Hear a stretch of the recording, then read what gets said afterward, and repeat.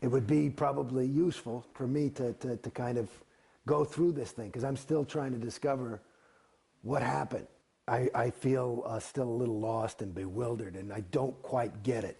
And that's a common thing for me in my life, is that like some things, I mean, just politically, like I can't get how people don't see that politician's a liar.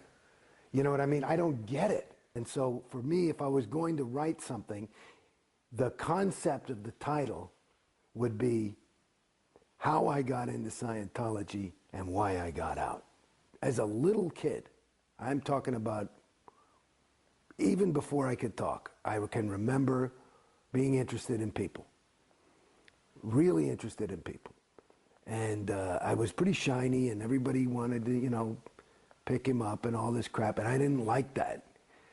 And and I could see people. I felt like I understood who somebody was pretty well as a little guy, and I didn't have any kind of, I might have had some judgment on it, but I didn't have a condemnation like, oh, I just thought, okay, that's Dad. Not just Daddy, but oh, okay, that's that guy, and that's Uncle Gino.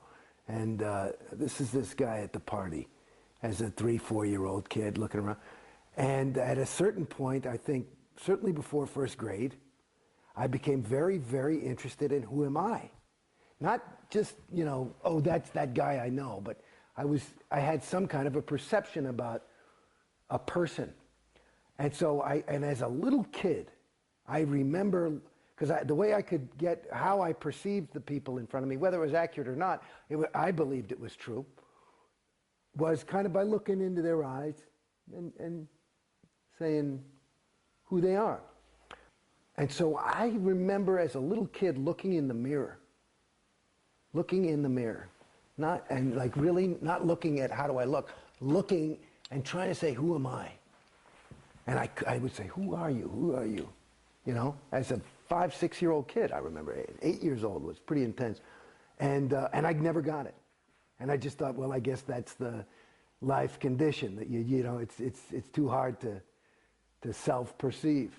So this was a question that was always, you know, and then I went up and as I was growing up, and I played the fool and did normal stupid things and drugs and whatever.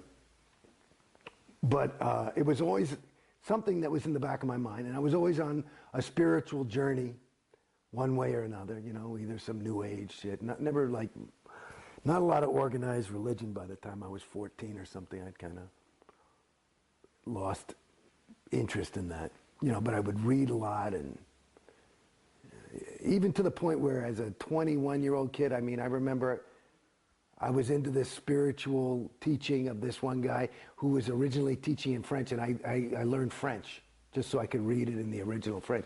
You know, so it was important to me. But it was all based on who am I? And it kind of, I guess, that Greek know thyself type of philosophy. So somehow I got into Scientology, which was Bodhi Elfman was in my acting class. And my acting teacher, who's a big disseminator, Milton Kitselis, was ranting about some shit, and which was pissing me off because it was wasting class. It was like nobody, you guys are auditioning me or something. He was pissed off, and he wanted more unmitigated just adoration, and he wasn't feeling like he was getting it. And in the middle of his tirade, I was sitting there, like, first thinking, who are these fucking people that are not, you know, flowing the correct amount of attention to the master? And then I looked and I said, I wonder if I am. And I said, do I trust Milton? And I said, you know what, I really don't. And that was kind of like a weird thing. I said, well, I don't. And I thought, who do I trust? I said, well, at least my parents. No, I don't trust them. And I was looking, I didn't trust anybody in the room. And then I had this realization, is I don't trust myself. And so in Scientologies, I found my ruin. I found my own ruin. And for some reason, because I thought, oh, well, let me try and trust somebody. Let me try and trust Milton, which is what he was yelling and crying about in this whole big speech. And I thought, well, I knew he was a Scientologist. So I said, Bodhi, I said, give me some book on Scientology. I was doing a scene with him. And oh yeah, and he was this nervous little kid at the time. And so he gave me this big fat book called What is Scientology? A lot of pictures. And so I took this book and I read it. I think I stayed up mostly of the night and I read the thing. I mean, you know, I don't know if I got it word for word. I didn't clear all my MUs for sure. But I got through the thing. And I thought, okay, if that's true, fuck, I'll go clear. I'll try that. That sounds fine. So I gave Bodie the book back the next day. I said, take me to that big castle thing. I want to check this shit out. So he's always very excited, you know. He brings me in, and everybody's all excited, and they've greased the path because, you know, I've been on TV and shit. And everybody's really nice. And I figured I want to do this Purif thing because I'd done drugs and I could feel them in my body. And I read the thing, what the Purif's supposed to do. I said, you know, I had felt at that point like I hadn't done drugs for 10, 15 years, and I thought that was one of the biggest mistakes I'd made in my life. And I thought if this can really take that effect away, because I felt that I had lost some of the shine that I'd had by, you know, I mean, I wasn't a drug addict, but I was a drug indulger. And so I go there basically planning on doing the Purif, but they've got to give this tour, and I must have gotten there at 10 in the morning, and I swear to God, I'm starting to go nuts. I've done tests. I'm on the cans with some lady. I'm like, fuck me, can I just buy this course and let's get going, you know? And then they do this, you know, thing, and they give me my personality test, and I was all on the top of the thing, and they're still telling me that I'm fucked up. And I'm like, look, and they want me to do this. Finally, they go through the, I mean, I must have been there 8 hours. I'm ready to pull my hair out. And they say, you should do some little course called Ups and Downs. I said, look, I'll do the course if I can I just do the Purif thing? Yes, yes, yes, and you have to do the TRs and objectives first. Or with it. What's that? That's this course that kind of, I said, fine, just let's go. So I buy the course. I said, you know, I've been here. It's like 8:30 at night. And I said, can I start?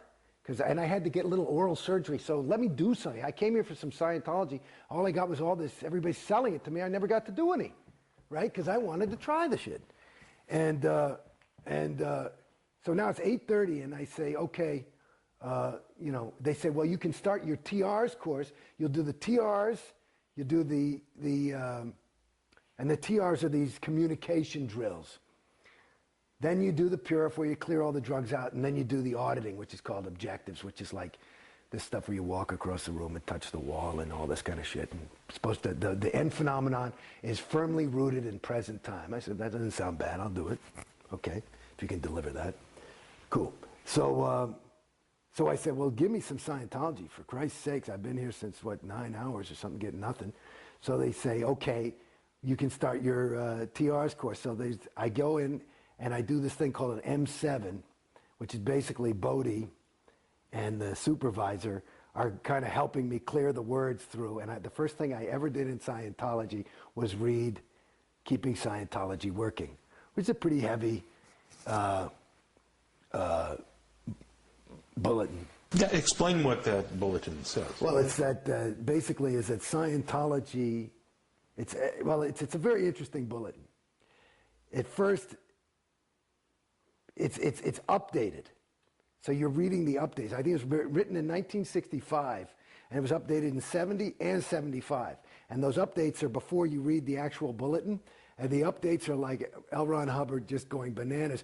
This thing is true. It was true in 1965. It'll be true forever. If you just follow this, Scientology will never fail, and it will take over the universe and will save all mankind, and we're the only hope for the world. So just if you apply this one policy, everything will be fine.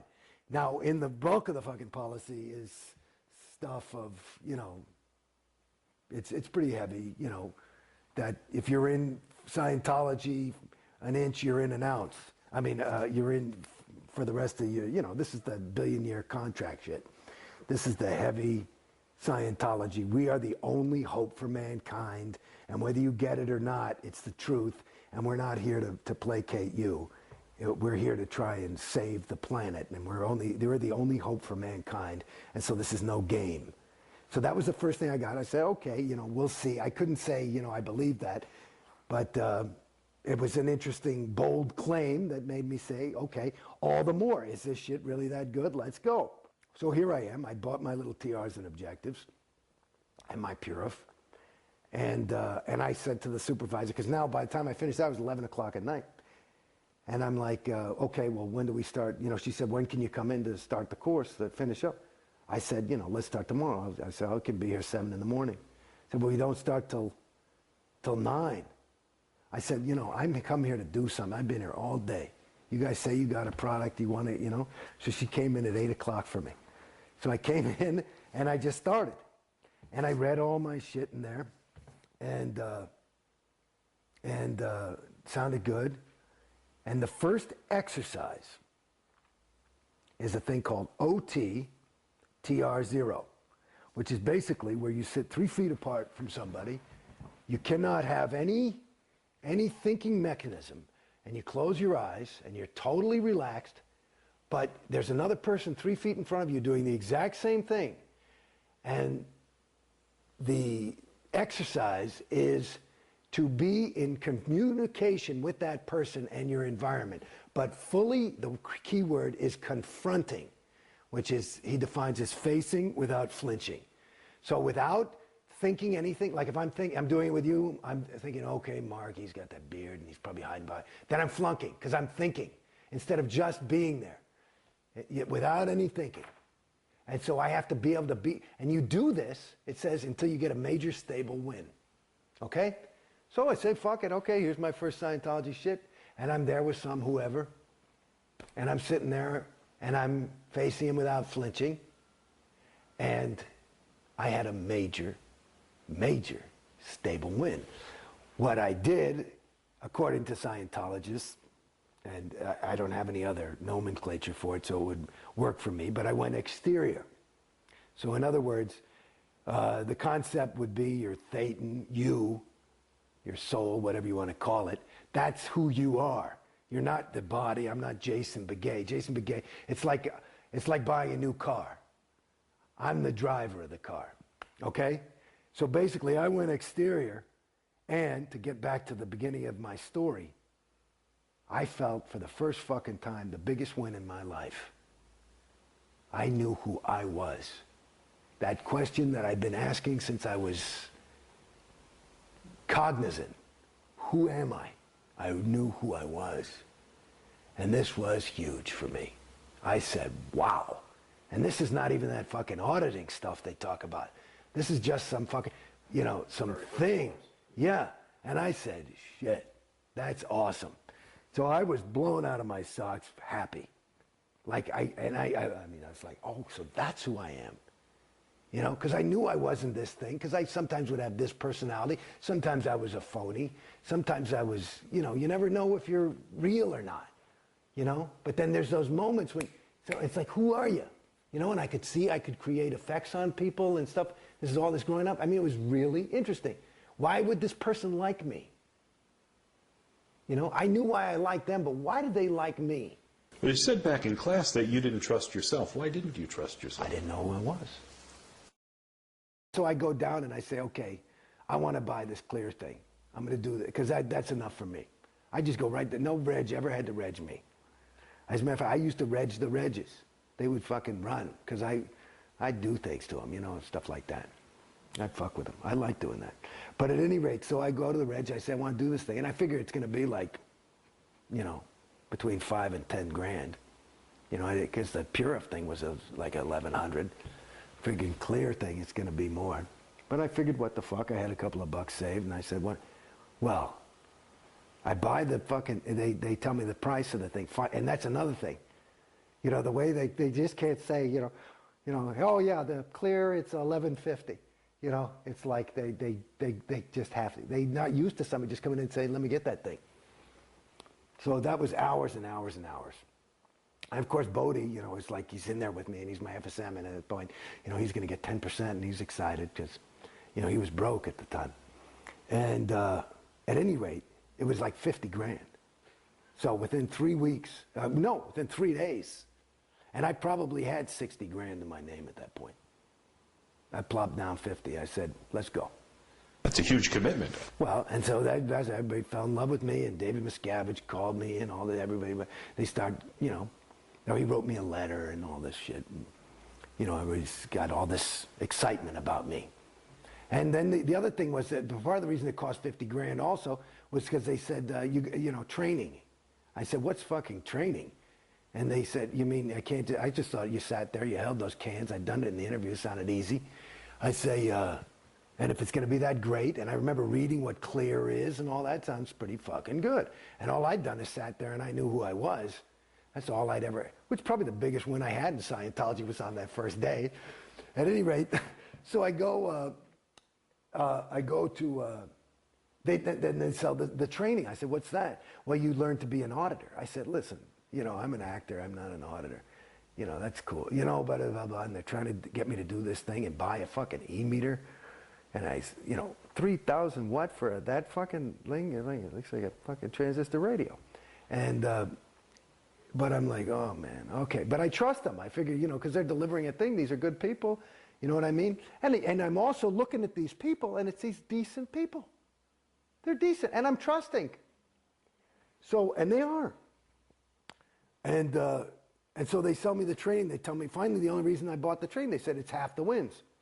Oh, so you, in order to get the wins of the auditing and really going clear, you have to be trained. I said, well, then give me the training package. So I bought a Class 5 training package because they said you had to be trained as trained as you're clear. And I said, what's a clear guy? So a Class 5. Now, you should know that a lot of people fall for this sales thing.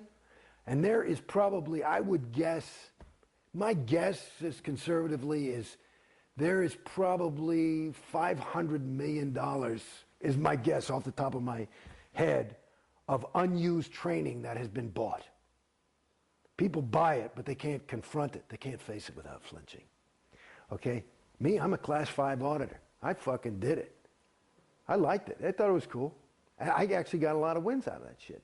So that was part of another reason why people liked me, because I was actually doing it. I didn't mind going on. I would quit. I'd say, I don't want to go on that audition. I'm going on course. You know, I was here to go clear. I figured I can do this in about 5-6 months. What the fuck, you know? Let's go. And I basically did that. You know, I'd stop to do a little bit of stuff to pay the rent, but basically I was in the org from 8 in the morning. I had my own auditor, and she just audited me all day. I got all the other PCs off her fucking line, and I just went clear. Well, I actually went through my grades. It turned out I was a past life clear. That's why I was so able. And well, explain what that concept is, of past life clear. Well, what is that? Oh, dear God. Past life clear. Well, in other words, you know, I was born in 1960. Scientology was developed in 1952, but the LRH was doing Dianetics. I'm having a moment.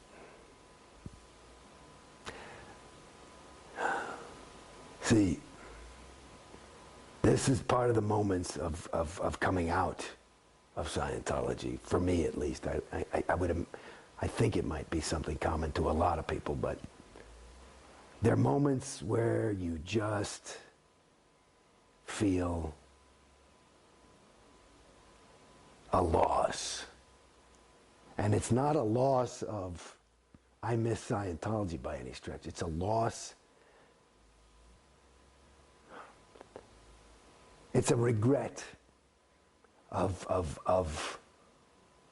having invested so much in something that is empty. And so there are these moments, I just had one, where you just go, whew. So at any rate, a past life clear would be somebody, because a clear even though LRH says absolutes are unobtainable, that's a state that he called a homo novus. You're not even a human being. You're not even a homo sapiens anymore. Homo sap, as he calls it. You're a homo novus, which would be new man in Latin. And so it's a new state on the evolutionary track. So I'm more evolved than regular mortal humans. I was declared to have been somebody who had gone clear in a past life, which would have been my last life. Even though supposedly the tech wasn't there for somebody to go clear. Well, you can go clear. Well, no, Dianetics was written in 1950. And he was talking about the state of clear in Dianetics. It was not until they wanted that I personally believe that, it's just that there's always something being re-released because it never was quite correctly done or understood. And all the people who went clear last lifetime, even though they may have been on OT8s, were pulled back in because in New Era Dianetics, which was a later way of going clear, there was a different criteria. There were different criteria for what was a clear and getting rid of an engram, which is a whole thing. And so you had to go in and get all the postulates off. At your point, what were you supposed to achieve as a clear? Well, here's the thing. I mean, this is a funny thing for me, and this is I mean, if you read Dianetics, I mean, the state of clear is somebody who is never likely to get sick. He has a perfect memory. It's even intimated, and this was in 1950 when there was is that he could be immortal. He may never die. It's pretty funny. And so that's what the state of clear is. They define it as no longer has his own reactive mind, which is a rigged game to get somebody to take OT levels, which is their real moneymaker. But the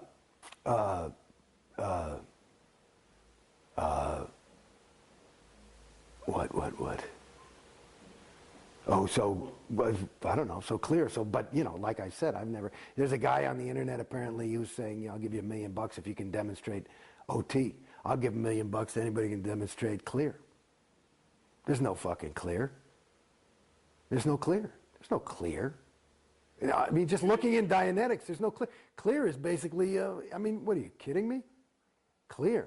So I was like, if I get this, that's what I was going for. It's too good to be true. And that's basically it. And that goes back to that feeling of loss, is because, you know what it is? I'm sorry to say. See, and I'm actually realizing something for myself right now, because this is cathartic in a way for me, but it's the same feeling. That loss is the feeling that I got. Like, I'm no stupid guy. I grew up in New York City, and I mean, I never got mugged. I mean, I know, and I've been through some serious bad neighborhoods.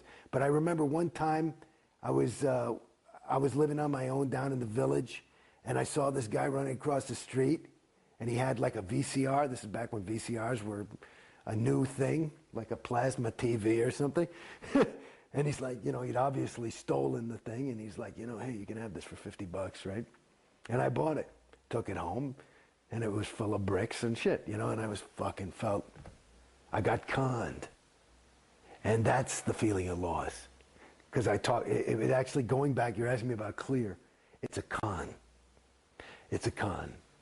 And like any, and it's an interesting, I mean, this is way segueing, but this is something I don't know if it'll be, it's interesting, is that, there's a book that LRH wrote called The History of Man. And he talks about a lot of these traps that can catch a thetan, which is something that has no matter any space, time, or location, but it can catch a thetan. But he's got interest and curiosity, right? And so there's these things called theta traps, and so and the best theta traps are ones that the thetan runs on autopilot. Like if I'm trying to enslave somebody, the last thing I want to do is have to worry about fucking, keeping the key and the lock and the best traps, you get a guy to just keep himself in jail, right? And that's what Scientology does. You just keep yourself in jail, and that that's it. It's a perfect theta trap, because you believe it, and you are investing your time and your money, and so it's you can't be a fool. That's too much to confront, When you were a kid, you were saying you were able to look at your dad or your uncle and you could really perceive them and understand them and know them. Yeah. When you looked around at the people in the org and you trusted them, do you think there was a misperception there, or were you? Well, I tell you, I got to be honest, is that the more I got in, the stupider I got. As I get out, that's my perception. The less, I mean, Christ, you don't even ask questions. I mean, that's what I was trying to remember the other day, that I was trying to say that I had forgotten. Like this thing, I got into, they made me as commissioner of CCHR. I'm talking to Tori. And the CCHR is? Because Citizens Commission on Human Rights is a way to try and destroy psychiatry and psychology. And I was like, fine, I don't give a shit. And so, you know, they put my name on their stationery. Fine, it got me out of an ethics cycle or something. So I said, okay. And, but I would go, and I always had questions, you know, because I would, you know, even L. Ron Hubbard, you know, he would always call the psychs, and he would rail about them and how terrible they are, and they're the sole course of destruction. But he would never, I kept saying, you know, his own technology says that's a generalization, the psychs. Who? Psychs on the whole track. That means all psychiatrists for billions of years in the history of theta. You know, it's like, it's so general, and that would be that's a characteristic of a suppressive person, is one who speaks in generalities. And another one is somebody, a person who has overts, which are sins or crimes committed, is somebody who's, you know, antagonistic or angry. And he seemed very antagonistic and angry about sex. So I was thinking he must have, you know, overts on him, and he's speaking about him in generalities. But the thing about, I was thinking about that I went over to CCHR and got tours ad infinitum by the directors, this woman, Jan Eastgate, and I would ask questions, and she'd write me up in ethics chits and shit, and I said, fine, yeah, I got the question, I don't fucking know. But I would say, if you want me to represent Scientology's viewpoint, and you go to their museum, it's all the psychs are bad, the psychs are bad, this is a bad thing, and Hitler, and they're responsible for child pornography and rape, and it's all the psychs. And I say, okay, that's their viewpoint. I say, but if I'm going to get into a discussion, you know, if you want to prepare me to be a spokesman for this shit, I got to know the other side. So, and I kept asking, can you give me the other side? And they won't give it to you. And every time I would push it, I'd be like, honey, there's no way to get into the argument. They, you know, they're not, if it's all this is true, there wouldn't be anything. I got to know their viewpoint. How am I going to win the argument? You know what I mean? And they wouldn't give me the viewpoint. And it was like, and then they started to write me up because I'm doubting. I'm not saying I'm doubting or nothing. I'm just waiting for the data, which is this whole big thing about learning how to think correctly is this other course called the Data Series. And basically you have to get all the data. They won't give you any fucking data on certain things. And especially about this. There's nothing written in all the tomes of Scientology about psychiatry. Nothing other than the psychs are responsible for all your sexual problems because they implanted you as a thetan 10 years ago. And I realized that on my research of OT10. Oh, well, then it must be true because LRH says it's so. I mean, it's really, you see how at a certain point you get conned. And I was saying, where's the fucking data? I'd say to everybody. And they'd show you, and nobody's allowed to tell you anything. So they pull out a reference. They always pull out this fucking reference called pain and sex. And there's like, he's talking about pain and sex are these things that are really just dogging people and bothering them. And it's a really difficult thing that we're trying to help you with in Scientology. And basically, there's maybe 2 sentences in there where LRH says, through my research on the whole track of OT something or other, I've just discovered that this is all because of psychs. And that's the reference they tell you to prove that the fucking Hitler and rape is a thing. And I'm like, honey, that doesn't quite handle it, you know, but they don't get it. Now, I look at this as an outsider, and to me, and I don't have a vast knowledge of this, but it seems like the psychiatric field sprung forth in the 1800s, or not, you know, thousands of years ago or millions of years ago. How are there psychs on the whole track? Because if there weren't psychs? No, well, because now the latest, these are the evil people. These are the evil beings, actually. These are the evil beings. And they've been around. They, you know, like you hear about Xenu and all that shit. Xenu was a psych. You got it? So he just wasn't a doing practicing psychiatrist. No, he was practicing Xenuism. You got it?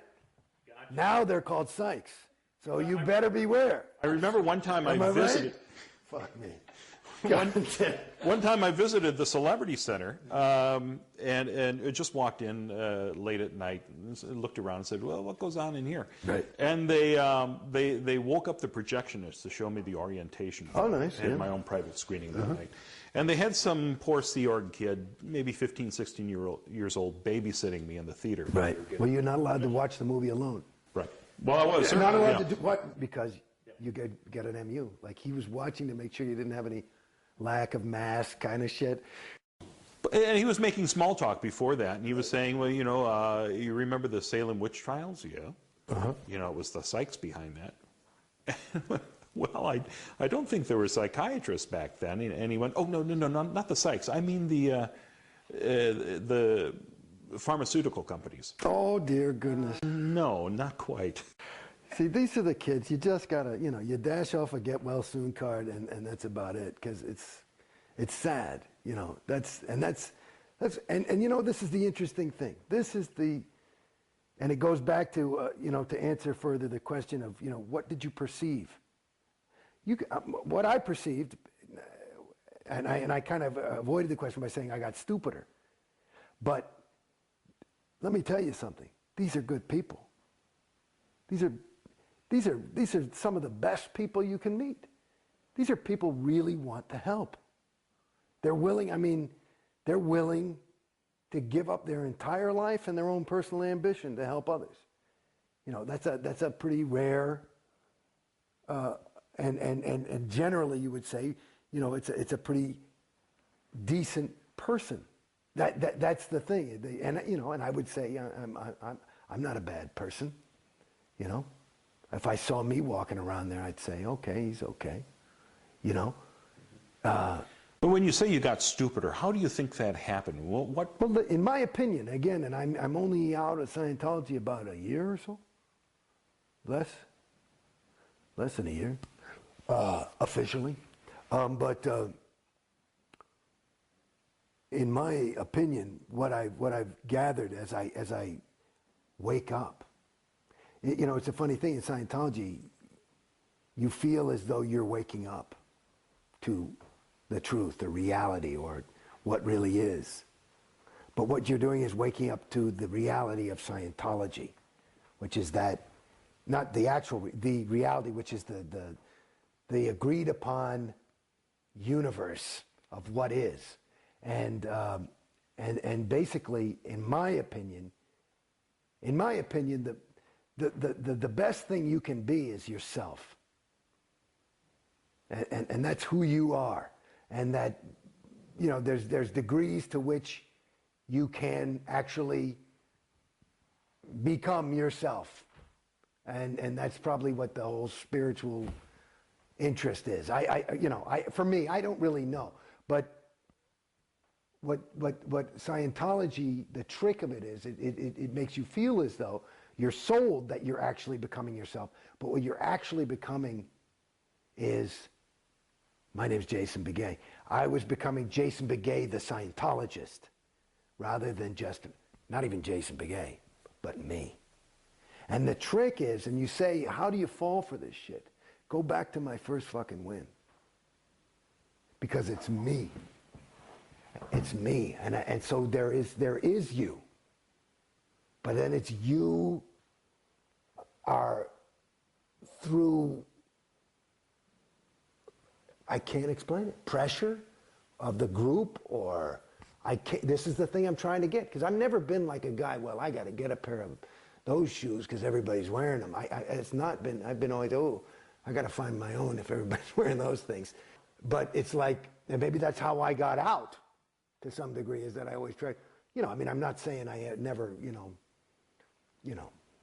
bought a BMW or whatever the fuck people want to do, you know, but it's like, to me, it gives you a way of thinking that, at least for me and from what I observe of others, is not native to that person. I think, as I said before, in my opinion, I suspect, I'm no Dalai Lama, but I think that the best thing you can be is yourself. And that if you can do that truthfully, it'll be beautiful and successful and interesting. I don't know about success, like how you define it, but it'll be a worthwhile time spent. And what happens is you are sold, and again, the trap is good because you sell it to yourself. Because if you're not on course, you're wanting to be on course, or you should be on course. You've got your own self in jail. It's an autopilot gig. It's quite good. I think there's some hypnotism in there or something. I don't quite know, but it's quite surprising. And so at the end of the thing, you end up being, like here's an example. You start the ethics technology. So you start thinking, okay, and you start thinking in terms of the conditions of existence that he laid out, and that these are behaviors. And so now you're not just going, you know what the fuck, I think I need to take a walk, and I think I got to become, I'm going to be an insurance salesman, and that's my truth. It's, you have to go through these steps and do this. It's like retarded. It's not true. It's not true. And I did ethics cycles and conditions, and nothing changed. I've seen people who've done them and they've changed. So I don't know, whatever. But there's a placebo effect. I don't quite know. Tori, how many times did you do the PTSSP course? It's like on and on and on. You have to, every time you go PTS, which is the human condition, you got to do the course over and do this shit. Let me tell you something. That's another racket. PTS. I'm not sure if we got PTS description on PTS camera. is potential trouble source. So all injury, accident, and illness. Listen to those three words. All injury, accident, illness. Ow, oh, is all because of PTS. Everything negative that happens is because of PTS, which means you are a P, potential, T, trouble, S, source. Wow, that sounds weird, a potential trouble source. So in other words, not only did you just slip and split your lip, but you better get away from this guy, because if you're near him, you're going to split your lip too, and your business is going to fail. He's a potential trouble source. So you got to take him out. It's like he's got, it's like you don't come to school with the flu. This is like the spiritual flu. So it's like heavy shit. And now there's only one reason that you are a potential trouble source. One reason is that you're connected to an SP, which is a suppressive person. Now this is the 2.5% of awful people like Tori who are fucking it up for the rest of us, good people.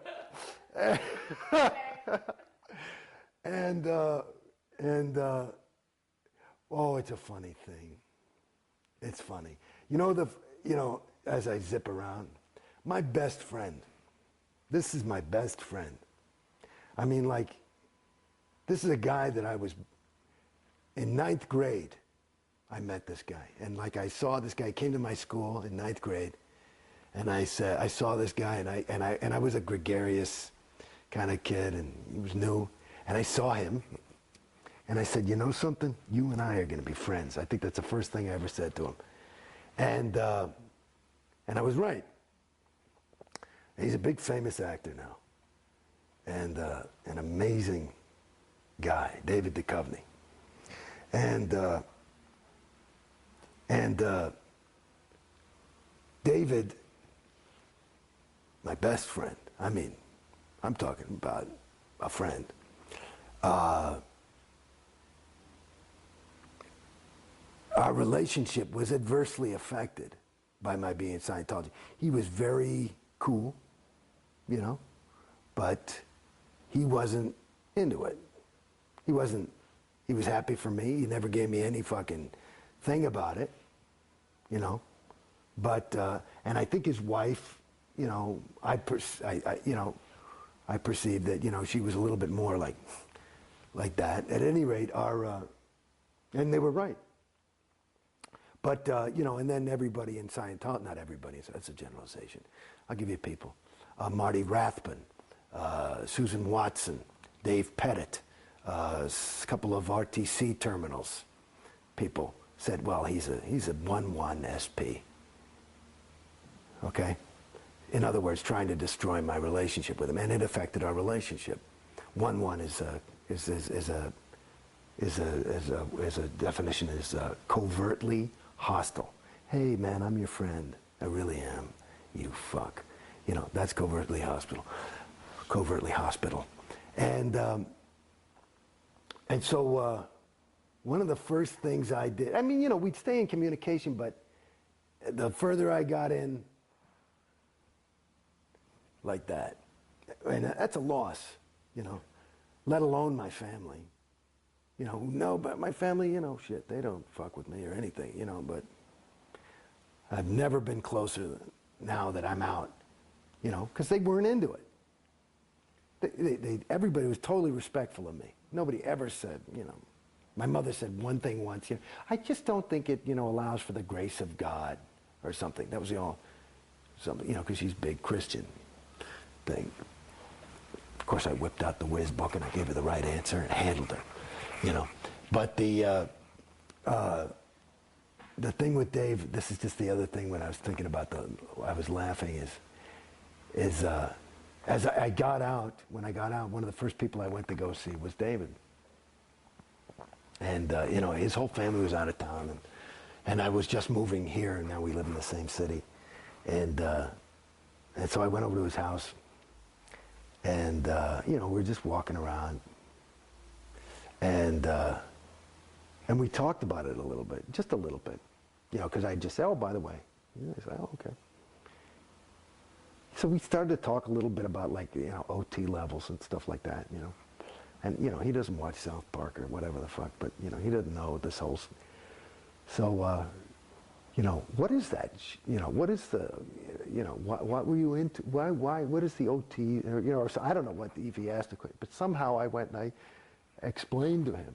And here I am, you know, just kind of basically, it just walked out the door. And it did so much for me, but I started to explain to him the story of Xenu and the loyal officers. And I tell you, fuck me, I mean, I couldn't get a third of the way through the story, and we had our faces on the floor. We were laughing so hard. I mean, you couldn't even talk. You was just, because it's retarded. It's insane. It's what was your reaction, though, when you saw the packet with the info? How did you react? Well, that's the other thing I got to say. I mean, like I had told you earlier, I had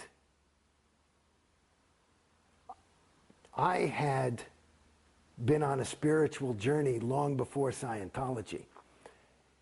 This data is just, it's as different as the word Thetan is different from the word spirit. It's about that different. I mean, the Bible talks about the devil and demons. It's nomenclature. The, you know, entities is what they talk about in these New Age religions. So all that stuff about Thetans, I mean, it was a little because I was in Scientology heavily, so I was a little bit like this. But I thought, okay, and I remember that was my thought. I said, okay, well, that's obviously, it wasn't that big of a surprise to me. And I just thought, it's like one of those moments, now that I look back and really look at it, there was a moment where I could have woken up there. But you choose not to. And that's part of the reason why Scientology is expensive. You know. Well, if you're paying a lot of money for it, it makes it more valuable. And you give it more... It's like I was just listening to the fucking radio today. There's this guy. He was working at MTV. And they were in New York. This is just on NPR today. This guy, and he was on this art channel on NPR. And he was working at MTV, and they were talking about packaging and marketing. and how important it is. And the guy, and he was talking and saying it was important, and that it was, this other guy said, it's not that important. He says, bullshit. And they had a little bit of an argument, and he said, well, let me see, let me show you something. And he went, and he was in New York, and he went and he grabbed little garbage, and he put them in little plastic boxes, and he put a little stamp on them and dated them and signed the, you know, and numbered them, and he's selling them for $50 each as art. Started as $10 as just a, and that was like a little gift. But now that they're up there $50 and $100 each, the people are actually calling them art. So it's an interesting thing. So again, it's your own, you're driving the car. It's just that you don't realize that the car, as a Scientologist, because you're in the trap, it's got a pre-rigged route. It's called the bridge. And so you feel like this is this easy life. I just got to sit here and the car basically drives itself. All I got to do is show up at the church and I'll be happy. And there you are. And you're on the bridge to total freedom. To total freedom. Yeah, they free you from yourself. That's one of the brutally ironic things about Scientology, when they have a slogan called "Think for Yourself." Yeah. And you find yourself thinking exactly what Scientology wants you to think, it seems. No, but you're doing it yourself. That's why it's pretty good. I mean, it's really insidious. It's quite, it's so bold and bald-faced that, you know, you just would never suspect it. You know? It's another, reminds me, you remember those, I used to smoke cigarettes. And so I was smoking cigarettes and I wanted to quit and I couldn't quit and I'm smoking. And then these new cigarettes came out from American Spirits. And I say, and they're supposed to be all natural, right? And the fucking thing on it, it said addictive free. And I said, bullshit. So I start smoking and I'm down to like 2 cigarettes a day. And I'm like fucking disseminating the shit out of these things. They're the best cigarettes in the world. And I'm telling everybody, these are addictive free. I'm hardly smoking at all. I say, look, it's addictive free. It says, that's not, it says additive free. I went right back to a pack a day. So it's the same kind of, you know what I'm saying? It's you know, you're playing the game by yourself. It's a mental.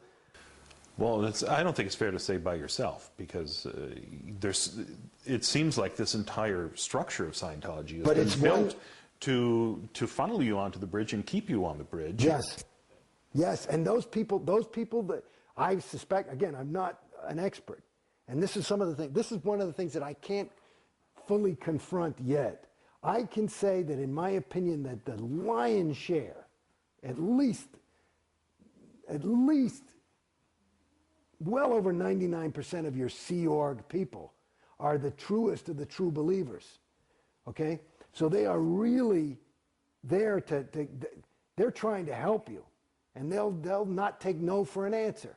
It's like, you know, your son wants to touch the stove, and, you know, you're willing to physically stop him, even though he's sure that he wants to see that beautiful blue thing that's dancing there and touch it, right? And maybe even put his hair in it or something, you know what I mean? He doesn't know what fire is. They are willing to give their lives practically to keep you on the bridge, because this is for your own good. So, but they are doing it. That's just one individual, and that individual is doing his job. There's not a lot of them that need to be told to get up in the morning. They're on autopilot too, but the whole group is, it becomes, you know, this living, breathing thing. And the thing that I haven't quite confronted is, I can't quite see what the fuck anybody gets out of it. Like, you know, is COB, does he want $300 million? Is that what it is? Does he want $1 billion? And COB is David Miscavige. I mean, is that it? Is it just his power hard on? Is, you know, or is it just insanity? You know, I mean, I wonder, is LRH, was he just crazy? You know, there are people, maybe he was an SP, you know, whatever. But I don't know. I mean, the jury's out for me. I haven't, like I said, I can't confirm. I don't see what the fucking, like, if I wanted money, I know for me, if I wanted $1 billion or something like that, I couldn't do that. That wouldn't be a way for me to, you see what I'm saying? I couldn't do it. I'd probably kill myself. You know what I mean? I just couldn't live with myself like that. I certainly couldn't look my son in the eye. You know what I mean? But that's me. And maybe that's me, PTS. Maybe I'm fucked up. Maybe that's my conscience, whatever the fuck that is.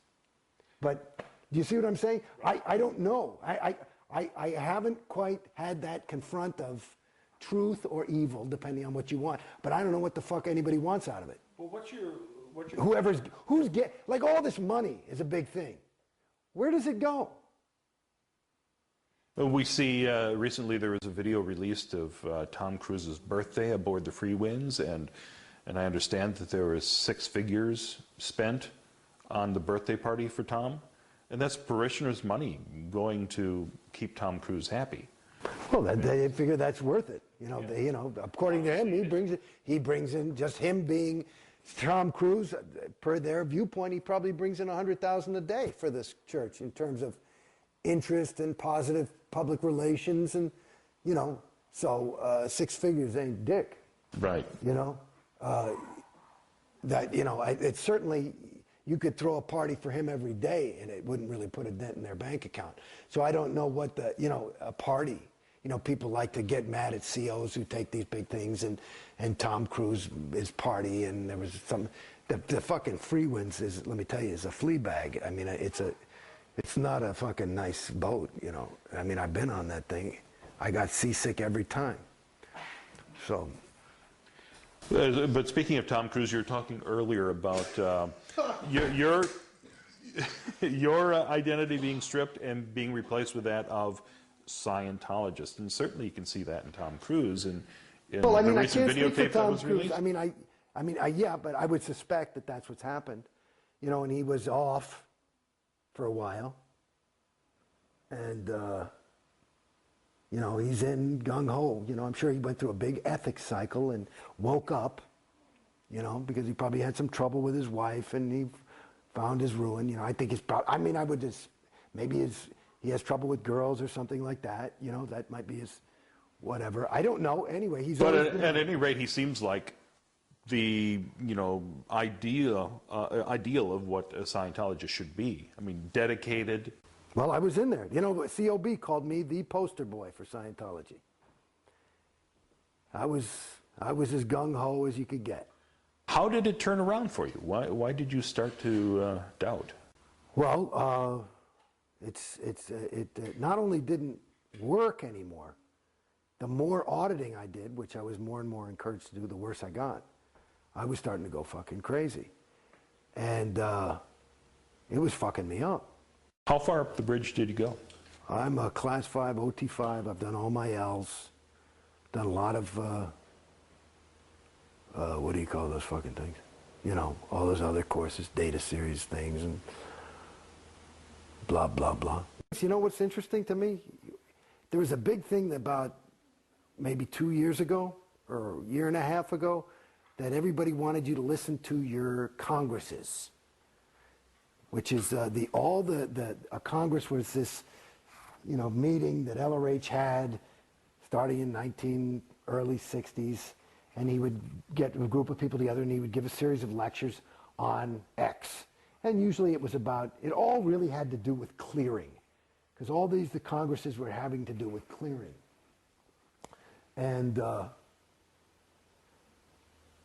let me give you, remember that I'm talking about the Congresses. I'm going to give you the unabridged version. Is that okay? Sure.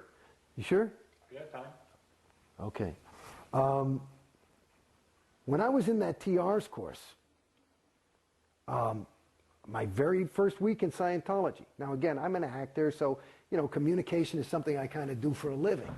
And that's a whole course about communication. So I felt like I'm pretty good at this naturally. And one of the exercises is they use Alice in Wonderland, which has got full of these wild kind of sentences, and you take it and you read it to yourself, and then you deliver it as your own. That's a TR1. TR2 is properly acknowledge somebody. So they say off with your head, and you say thank you to make sure they know it and end it, and there's all these other things. Now, here I was doing this TR. It happened to be TR2. And somebody said off with your head, and I said, my God, and they flunked me. And I said, why? They said, because you're showing, it's supposed to be just thank you, good, whatever. I said, no, read the fucking thing. It says appropriate acknowledgement. If somebody says off with your head, why do you think he chose Alice in Wonderland? And they bring the head technical person in the fucking place, and they're all invalidating the shit out of me, and I'm sticking to my guns. I finally am crying. I said, you guys are fucking wrong. Who the fuck talks like that? Thank you. I got it. Okay. Good. Wow. That would be way too much. Wow. Okay? I totally duplicate that. This is the way you're supposed to talk. I'm really talking to you. But do you see how I'm not? So it's there. This is perfect in terms of their idea. All right, I got it. Okay, so that was good TRs, wasn't excellent. Excellent TRs is more like this. You know, you're really conversational, but I'm not moving, and I'm really looking at you, and I'm waiting for everything. And I don't blink, and I'm not really, your eyes stink. Okay? So it's that kind of fucking deal. Some gum wore Sue up. Anyway, that's just a private joke. You know that one, right? Anyway, Moo Goo Gai Pan. These are words that just, you can talk gibberish in Scientology to help you learn your TRs. And one of the things written down is some gum wore Sue up. That's not a sentence. That's like written like Chinese, S-U-M. Anyway, so at any rate, so I'm in there and I'm fucking crying and shit and like blah, blah, blah. So finally I stop and I toe the line and I'm like, thank you, okay, good, you know? And then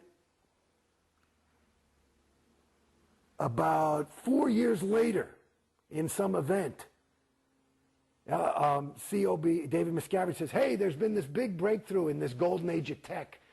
Fucking piece of shit. One of the things is, here's the real thing.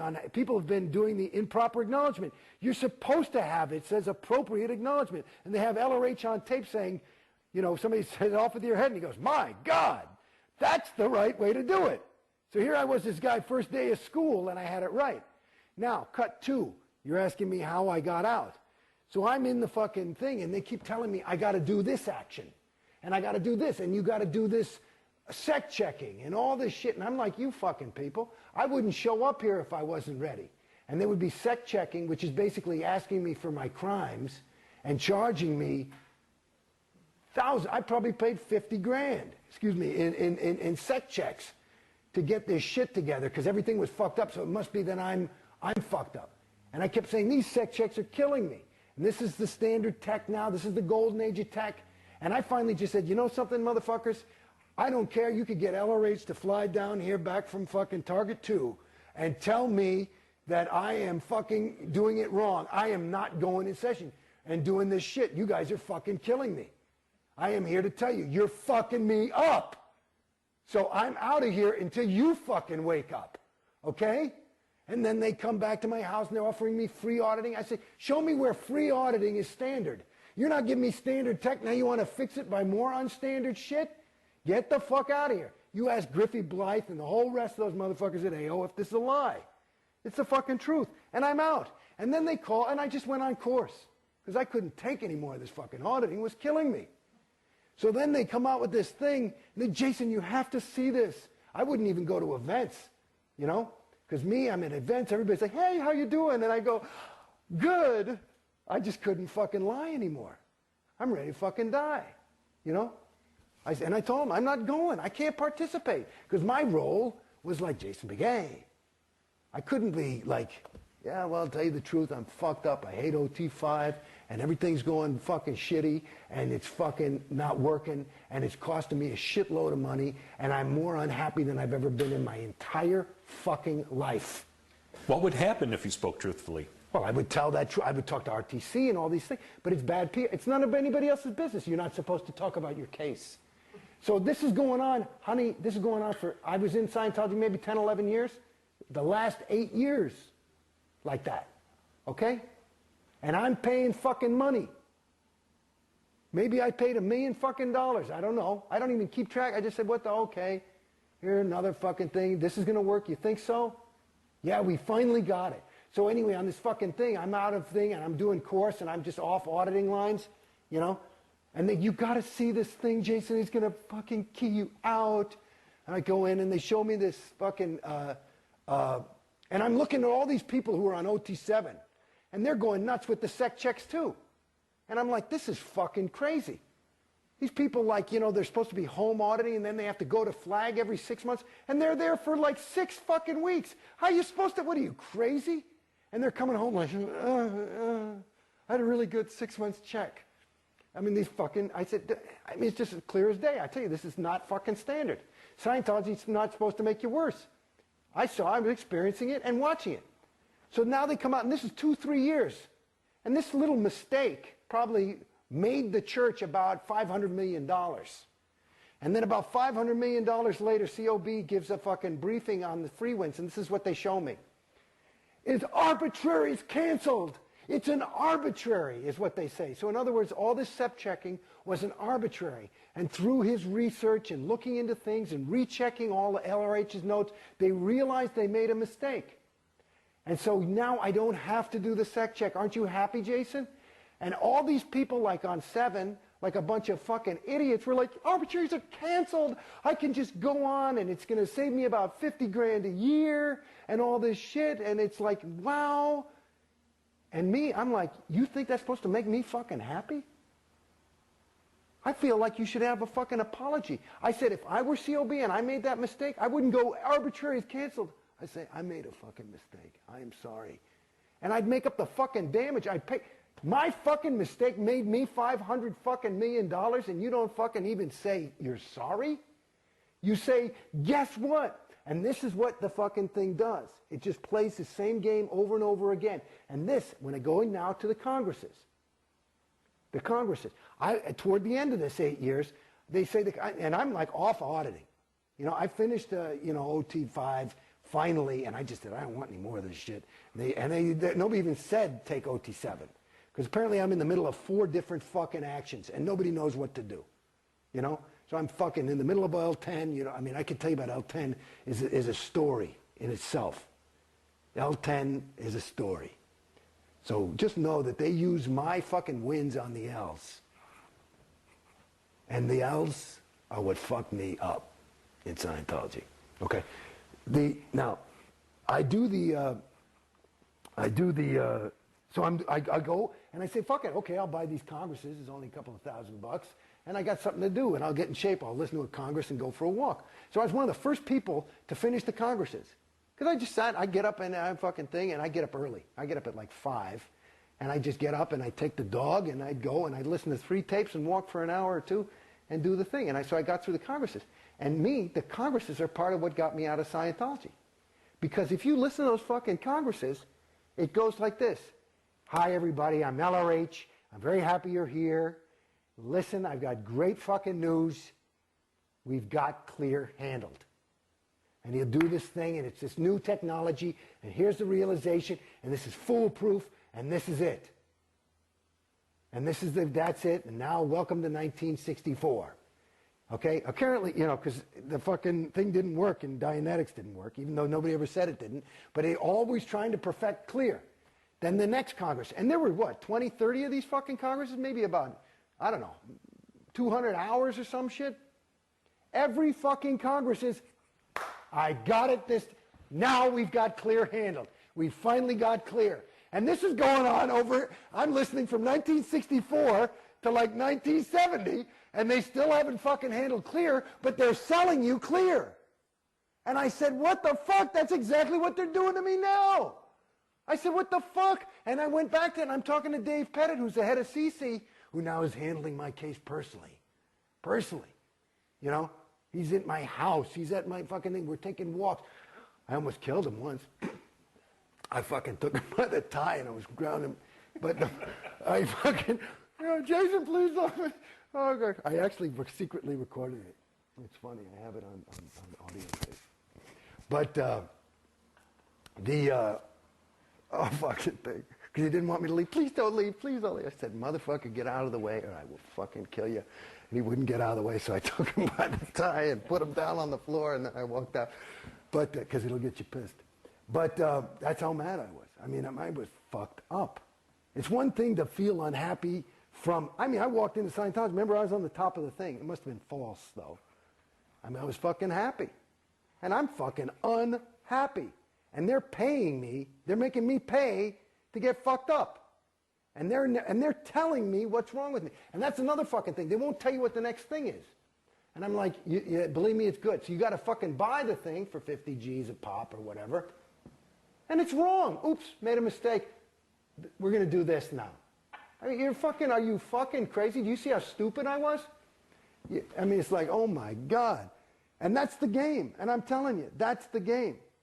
So at any rate, the Congresses helped me out because I said, what the fuck? Because I never met LRH and I figured he was good. I figured Scientology works. It's just these fucking mortals can't fucking give me Scientology. If Scientology works 100% of the time, this ain't fucking working, so I'm not getting Scientology. And that's what I said to him. I said, that's why I said you guys should give me the fucking money. It's one thing to make a fucking mistake, but, you know, let's say the last fucking 600 grand was a fucking mistake. I mean, I feel like I got a case because if Scientology works and they agree this didn't work, I bought Scientology, then you should give me my fucking money back. And there's nothing to indicate that they have any fucking hope for my case now. So I just said, you know, babies, let's just, and it took me, I was trying to be nice. I mean, 6, 8 months, I was saying, why don't we just let me go? Just let me go.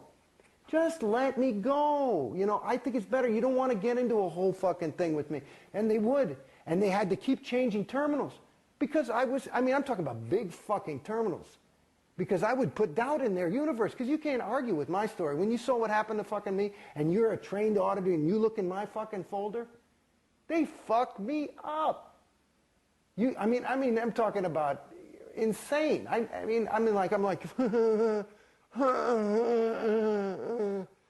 I mean, I've never been like that in my life. I walked out, I was like, hey, hi. I was never shy. I was never introverted or anything. I'm sitting there like,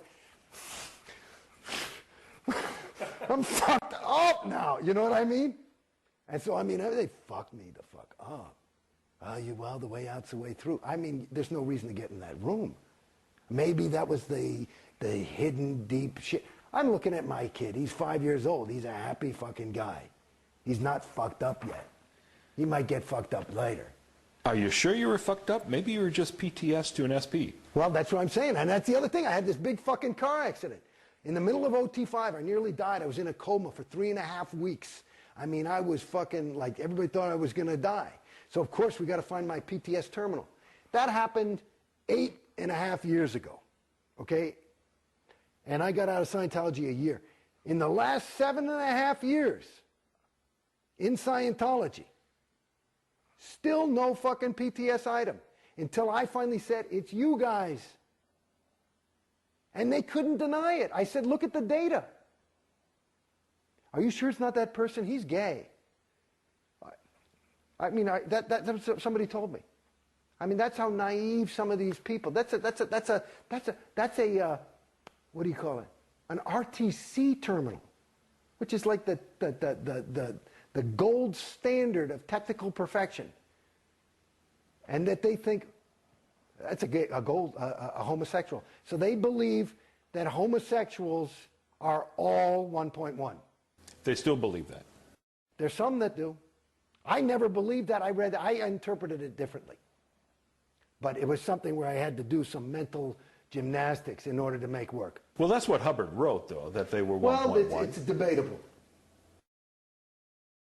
Well, I know that he wrote, he said something like, he said, you're homosexuals, when he's saying the 1.1. So, I don't know if it's all homosexuals or what. And yet the church says that they've changed homosexuality. The church said they changed that? The church has said that they no longer, think negatively about homosexuals. Well, I've never heard the word faggot more than when I hang around people at Gold, to the point where I said, I don't like it. My brother's gay, and he sure ain't 1.1. I got great friends of mine that are gay. You're telling me Leonardo da Vinci is 1.1? I don't think so. If he's covertly hostile, I mean, he's got so much that he did that was good that, as much hostility as he may have exuded, I think he made up for it. You see? Yeah. I mean, I don't buy it. I never bought it.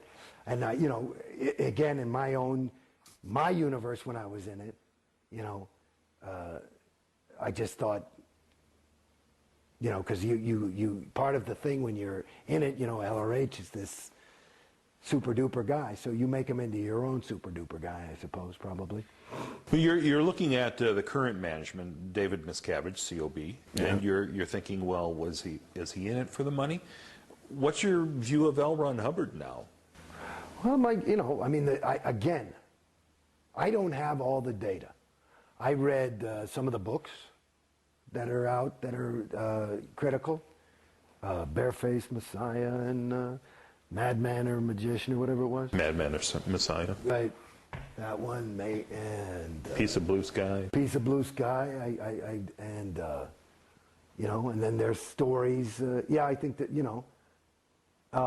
So I don't know if all that's true, but it's consistent.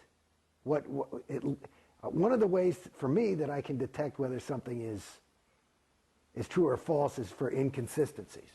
You know, you say the guy, you know, wore blue shoes, and here's a picture of him in red shoes. So I never saw anything inconsistent. But you know, I didn't see it with my own eyes. But there's a, you know, the person seemed reliable. But again, here I am, I'm just pulling out of this thing, and I thought LRH was reliable. And I don't. I don't think so now. I mean, I look, you know, and you know, the whole death and the death certificate and all this stuff, it's hard to argue with. You know, it seemed like he was, you know, and his kids, you know, like my wife is, my wife is an interesting person to talk to as well, because she's class 5 OT5, or class 4 OT5, and, but she's like one of those people, she could probably, you know, do heroin for a year and then just say, oh, you know what, it's making me too skinny, and just put it down. You know what I mean?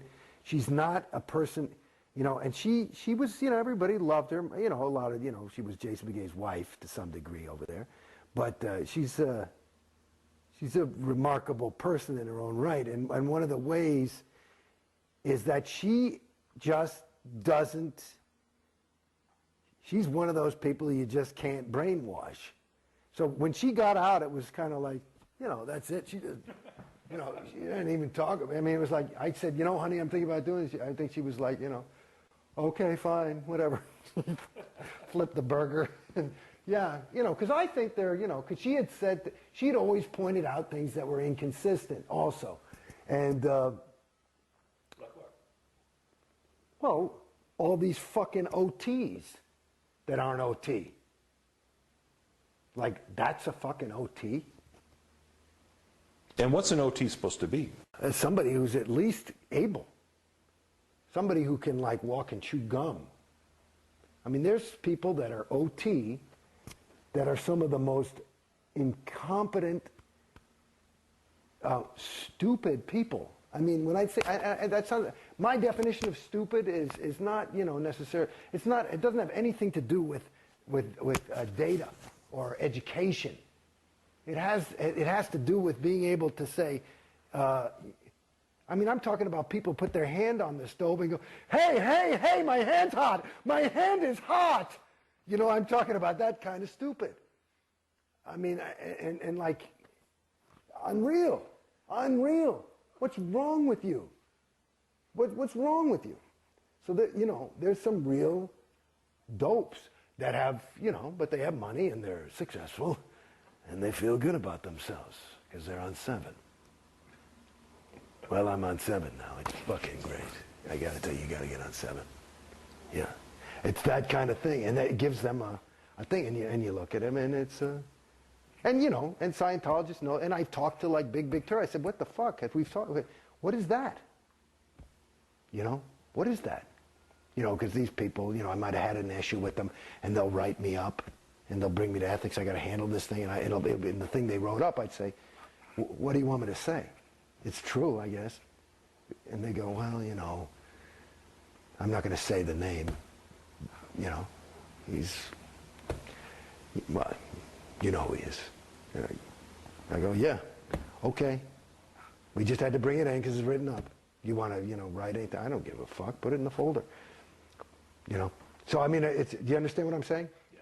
So that was some of the stuff that she would just like, you know, really go nutty on. And even me, here I was. I told you, the further I went up the fucking bridge, the more Casey I became. You know, I met this girl and I was, you know, and she could see the more I do this shit, you know, whatever. It wasn't handling dick. So once you left, how did you leave? They wouldn't let me leave. They just kept saying no. And so I said, okay, give me my money back. And that what I had was, you know, money on account. And per their policy, if you asked for your money, that was it. And they did give it back? They gave my wife's money back. They offered to give me my money back. And I'm still in they want me to sign a piece of paper that says that I have no further claim against them. And I told them I can't do that because I feel I do. And I just said, you know, I mean, I don't have the time or the money to get into a legal battle. Even like, let's say $1 million they probably owe me conservatively. And in this country, you could do pain and suffering. Maybe I could get a couple extra bucks. I just don't...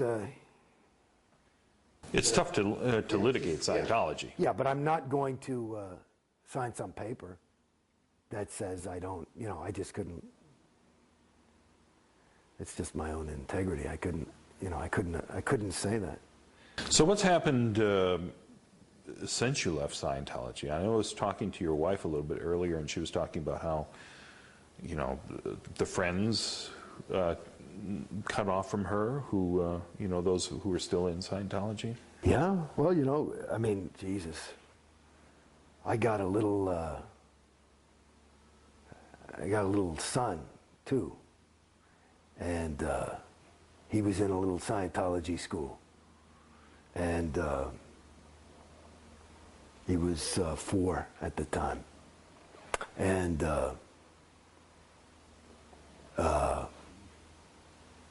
no school was started. We moved. So we're in the process of moving. So it was and moving to we moved to this big property out here. It's a big different thing, and it's a long way away. And they kicked him out of school. It was a Scientology school? So, yeah, they kicked him out. So he had nothing to do, and it fucked him up. Because he had, you know, why can't I see my friends? And that was all his friends. And, you know, and this was a time when, you know, mom and dad were really busy. I'm working. We've got a little tiny infant at the time.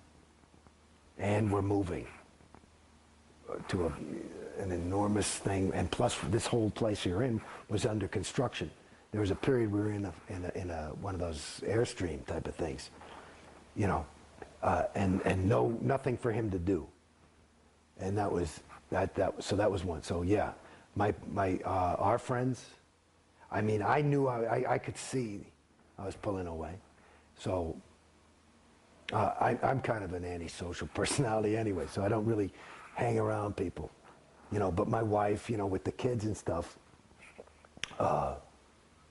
she, I remember there's a girl, a wonderful girl, Kelly Daniels, terrific chick, and she found out. You know, some ethics person told her, and she just was inconsolable. You know, so I know there were a lot of broken hearts on the other side. And now there's not. I saw some fucking kid like that I hardly know. You know, I do voiceovers too. So I went to a voiceover, and there was some kid from Scientology. And like usually if I'd see him at a voiceover, I'd be, hey, Jason, you know. And he would... You know, and I just said, you fucking punk. That's all I said to him. It's just like, you see that's it in a nutshell. You know, both of them are alive. The Jason, because we're Scientologists, and because you're out. And so when you look at the thing about, it's really, really, the data shows from the fact, like Tori's husband left her. These people, their families are just, there's the proof. There's the proof. You're incapable of being a good friend if you're a Scientologist. Because you're a Scientologist. And Jason Beghe, the Scientologist, is willing to lose David, is willing to sacrifice certainly the quality of my relationship with mom and dad and brothers and sisters. And God knows who else that I could have made friends with that weren't Scientologists. Because whatever, maybe they just didn't understand or whatever.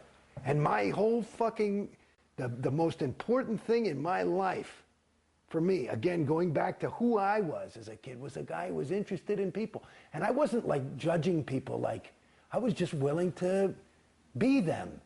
And maybe that's why I became an actor. And I grew up in New York. And I was like, this is people, people, people. Every day growing up, I would meet somebody. You're on the subway. And now, you know, people go to the Home Depot with me, and we go and I hang and we talk and we do a thing, and that's who I am. And to some degree, you're not able to communicate because you can't.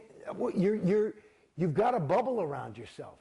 It's this thing, and there's another way that part of the thing that made it a little bit easier for me to get out of Scientology than other people was that I would always look at the religion side, and it's like, because again, I was always interested in religion, and when they get exclusive, you gotta wonder.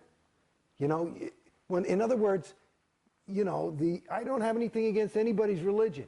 It's fine. But, you know, the evangelicals are the only ones going to heaven. And the Muslims are the only one going to Allah or whatever. And the Scientologists are the only people who know. I go, well, I don't think so. It doesn't make sense to me. You know, and there's an interesting story. Like one of the things that, like they said that, like one of the things that took the biggest hits on religion in this century was it fucked up a lot of people. You know, World War I was a vicious, awful war, different than others, with gases and mustard gas, and it was terrible, and people were slaughtered, and it fucked up a lot of the Germans and the Americans. When they go in, they'd see their bodies, and they saw that they had the same Bible. They said, whoa, I thought God was on my side.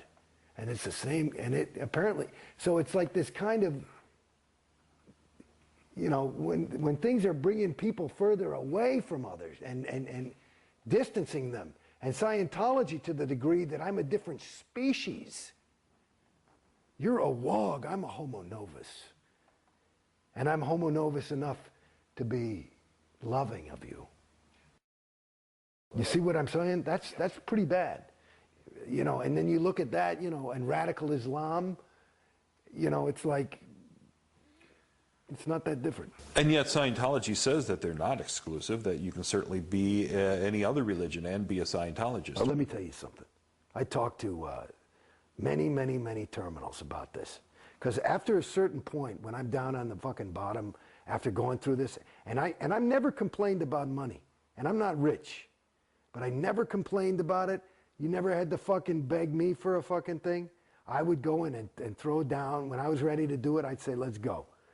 And it wasn't ever, I wasn't ready because I didn't have the bread. It was, I wanted to be ready because I wanted to, if I'm going to fucking do this thing, I'm going to do it, you know, and I got to be behind it. And that's where I was at as a Scientologist. I told those fucking people, because they're always talking about, you know what they're doing? You know why they need all this money? You know what their real goal is? It's to clear the planet. To clear the planet. And you know what the good news is? We only have to clear about 3/4 of it, and just the fact of our being so theta, the other quarter will just clear instantly, and the SPs will crumble. And you saw the little wicked witch when she got water thrown on her because you made a that's what'll happen to the fucking SPs.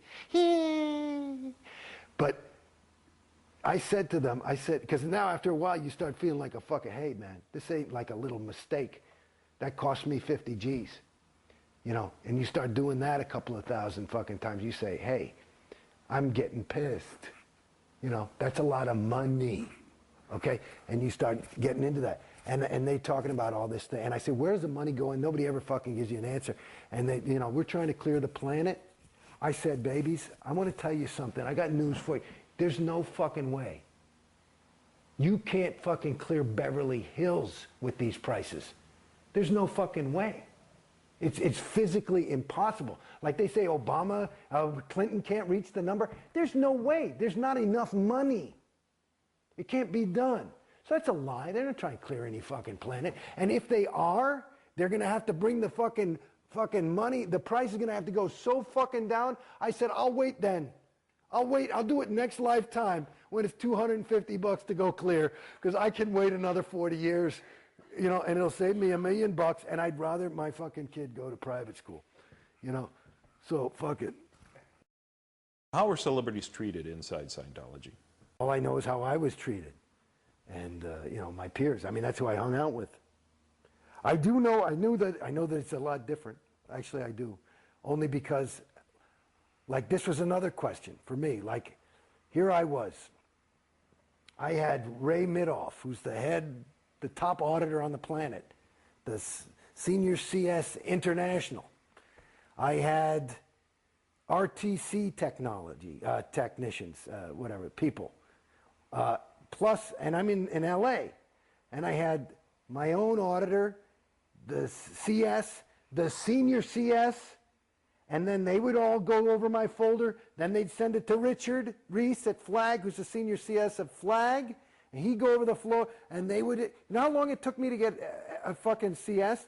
Like, I'd do a thing and I'd make an origination like, you know, I'm not sure I like this. My next session would be about a month later, because they couldn't fucking handle, because there were so many vias on the comm line. So how was I handled? I was handled with the best attention ever. And I said, you know something? If this is the best of the best, that's what I was saying to him at the end. I said, how the fuck, and that's another thing I said about Clear the Planet.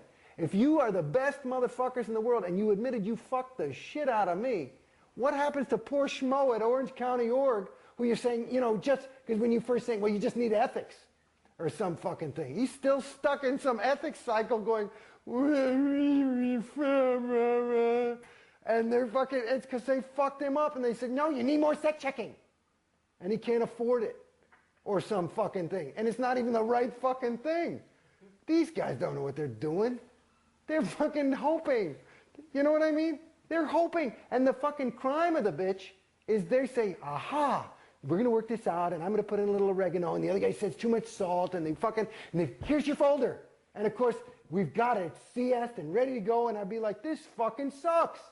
It's a wrong fucking item. And your needle's floating. I'd like to indicate it is the wrong item. And it go right back to the motherfuckers for another month. And meanwhile, I've already bought $100,000 worth of auditing. And it's more going through this thing. And then it's like just talking about some stupid fucking overts to start because I haven't had a session. Well, I masturbated and I mean, you're coming up with, who the fuck cares? I said, you know what I mean? I got nothing. It's not like I'm fucking killing people or beating my children or something. You know what I do? You know, internet porn and I don't know. You know, I got mad at work and, you know, you got nothing to fucking say. And this is it. And that'll fucking eat the whole cocksucker. It's just unbelievable. Celebrities are used heavily for recruiting. Yeah. And they recruit young actors coming to town. I see every weekend in Backstage West, now it's up to 5 or 6 ads for different workshops they do. Are you familiar with Yeah. at all? Yeah, I gave one. All about it? Yeah, they got me to do one once. Yeah, people got interested and they signed up for courses. Yeah, and they use people to do that. I suppose they're targeting actors. That's what I've understood. It's good public relations for them, I suppose. Or if somebody hits big, it's thanks to Scientology. Yeah. I know a lot of people who do them, and at first they were very reticent to do some of the things, say some of the things that they're pressured to do. In other words, you know, Scientology, and say that Scientology, and that you use the ethics conditions all the time, you know, in your career and all these kind of things. But after they, yeah, but then after they've done a couple of them, they even start to believe it. It's very hard. You have to look. I mean, you know, these are decent, good people, and they. It's like. I don't want to say so many alarming things, but I mean, how do people get involved in these destructive relationships just between two people? There's a lot of people that get knocked around and come back. And, I doubt the person knocked them around on the first date. And it's, it's sad. And just looking at those celebrities, you sell a little piece of your soul when you tell that lie, but you've got it all justified that, well, it's good people and it's for the church and, I'm helping the group and and you got it thing. But I'm telling you, that you're full of it a little bit. And that if you really look at it, it's okay. And like in any other universe, if that came up in session, it would be an overt. But not there. Because you're doing it. Because they've got the whole thing, this whole hard sell and all this thing. And what they, do to recruit. Shit, actors is one thing. What about the little children they get into the Sea Organization? Billionaire contracts, Yeah, what's your reaction to the Sea Org and the way that Sea Org members are treated as opposed to the celebrity clientele? Are you aware of some of the things that happen to Sea Org members? Well, I've heard things, and they seem quite plausible. I have never seen anybody been abused. I've seen people kind of screamed at.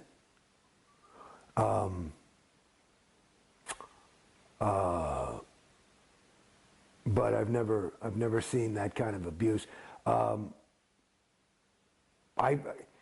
To me, it's, let's say, you hear my story, and I got out and I've got some sad tales, and maybe I got ripped off for a good chunk of money and this, that, and the other thing. If you look at that as compared to somebody who joins the Sea Org, it's not even comparable. Can you imagine what it would be like to have a person at your beck and call and complete disposal, your slave, who not only was a slave by force, but by you've got them by the mind, not the balls. You got them by the mind.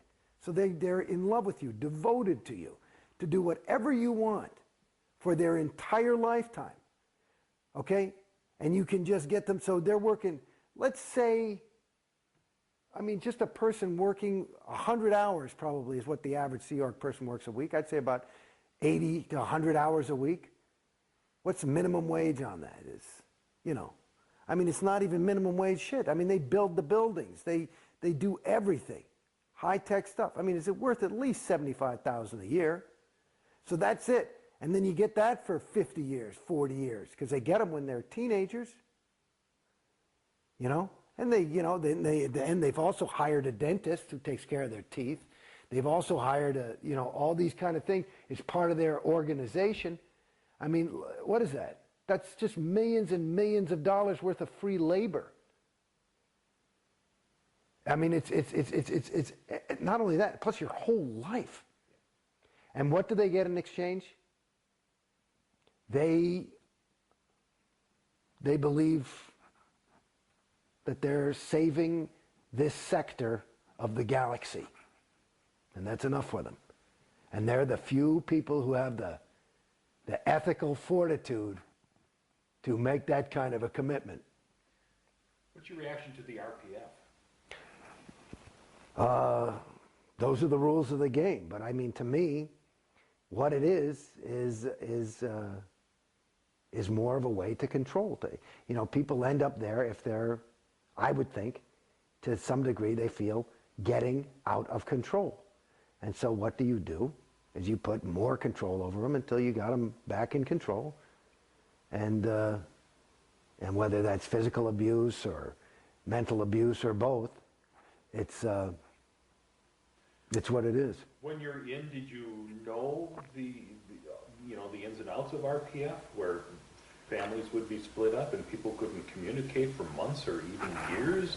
No, they don't talk about that much. As I got older, when I was in a little bit longer and spent more time, at the upper organizations like Gold, I would hear about things like that and find out. But they try to keep that stuff away from everybody, especially celebrities, because it indicates, you know, the company line is that the Sea Org is made up of OTs. It's a group of OTs, okay? So for these people to fail, it's meaning that OTs are failing. And it's kind of like a one-shot clear joining the Sea Organization, and you have the EPF, which is the precursor, where you get ready. And that is supposed to, when you're finally posted in the Sea Org, the end phenomenon of the EPF, which is called the Estates Project Force, which is basically where you run around and do a lot of physical labor and take a couple of courses. The end phenomenon of that is supposed to be an OT. And which is interesting to me. I've many times blown my stack when I had to get in touch with somebody at Flag. I had to call the president, and of course they've got a new person answering the telephone at Flag. And of course Scientology touts itself as the cutting edge in communication, whereas they have somebody answering the fucking phone who does not speak English. However, they are an OT. They happen to be an OT from Poland who is now 14 years old and is now the main receptionist for an international fucking hotel. And you call and you say, what the fuck is wrong with this person? Well, they're posted and they should be. It's you got to get that job done.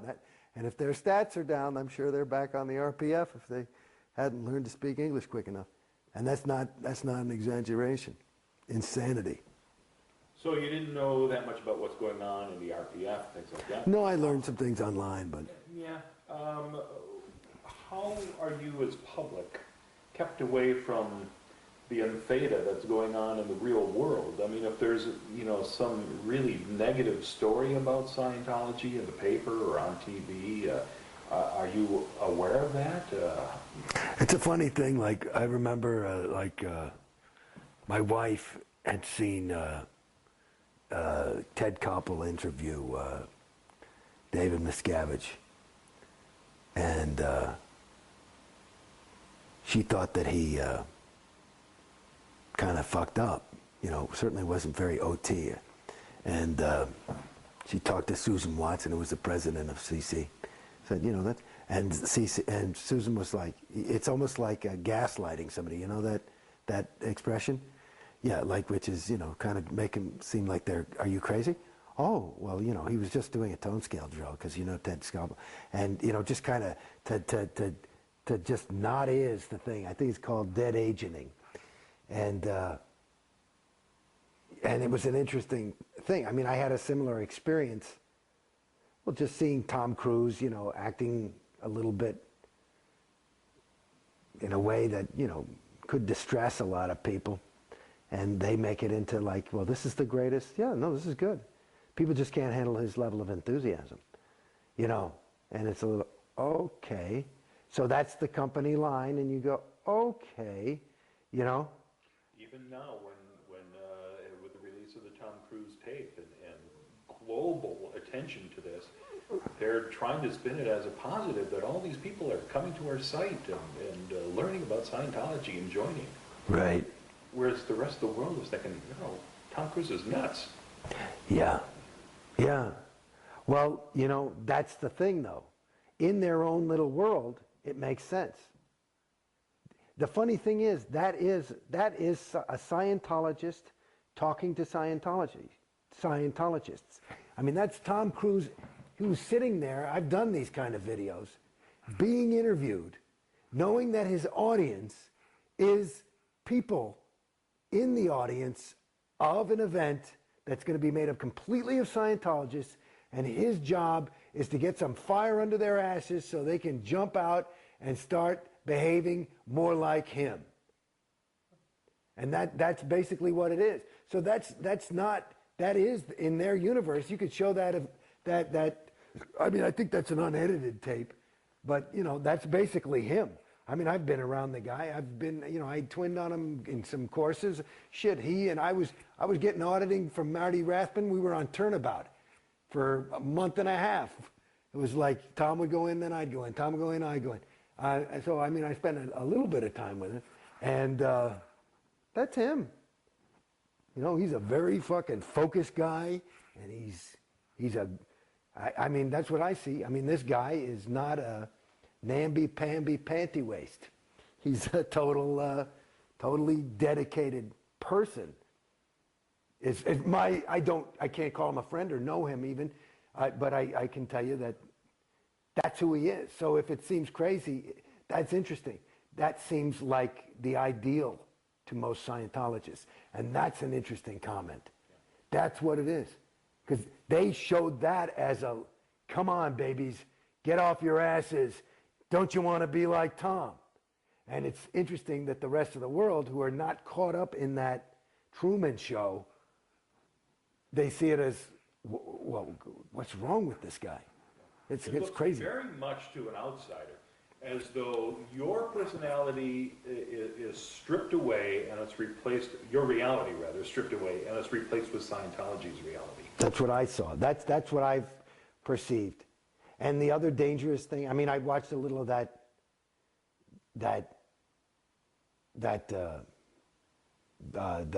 Tom Cruise interview, and I'd seen it before then. You know, I went to that event. You know, that was an IAS event from where he won the Freedom Medal.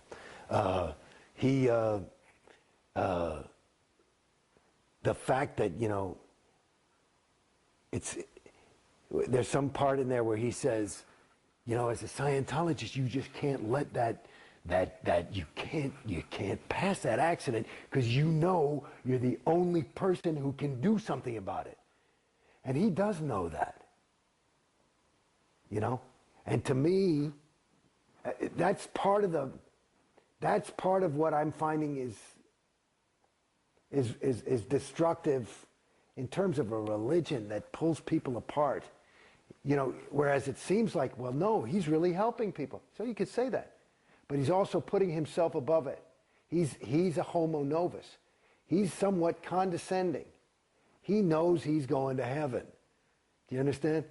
You know, and I find that it's very worrisome. It really is. It's not. I don't think it bodes well for the planetary community when you have people sectifying into these groups that are the only way out. It starts to look crazy. Yeah. That's, I think, where war comes from. You mentioned having done some of those videos like Cruise. You've done a lot of Scientology. Oh shit, man! Let me tell you something. Like the main recruiting film for the Sea organization, I spent well over a year doing that with Up at Gold with David Miscavige, and he and I and one other guy on the final day, because we had to finish it for Sea Org Day. So if you ever get recruited to join the Sea Org, that'll be me talking, unless they hear this. Maybe they'll take me off, but we live in a world gone mad, where pain and strife create war and human suffering. A world rife with drugs. Yeah, it starts like that. It's very serious. And it's all about the Sea Organization, how it was formed, and blah, blah, blah. So apparently it's working. That's what I've heard, they told me. But their stats never go down.